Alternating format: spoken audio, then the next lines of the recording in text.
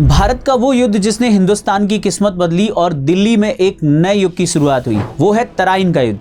तराइन के प्रथम युद्ध 1191 में मोहम्मद गौरी, जो कि गजनी का शासक था, और अजमेर के शेर पृथ्वीराज चौहान के बीच भयंकर युद्ध हुआ, जिसमें गौरी बुरी तरीके से पराजित हुआ और घायल होकर भाग गया और विजय हुई पृथ्वीराज चौहान की। लेकिन कहानी यही खत्म नहीं हुई।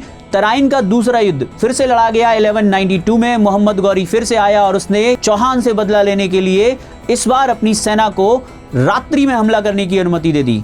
परिणाम यह हुआ कि तराइन के दूसरे युद्ध 1192 में पृथ्वीराज चौहान की हार होती है और दिल्ली पर गौरी का कब्जा हो गया। तराइन का दूसरा युद्ध भारतीय इतिहास में मील का पत्थर कहलाता है, क्योंकि तराइन के दूसरे युद्ध के पश्चात दिल्ली हमेशा के लिए मुस्लिम गतिविधियों का केंद्र बन गई। दिल्ली में तुर्क मुस्लिम राज्य की स्थापना हुई। इसीलिए कहा जाता है कि तराइन का दूसरा युद्ध भारतीय इतिहास में मील का पत्थर है और यहीं से हिंदुस्तान में एक नए युग की शुरुआत होती है। Thank you.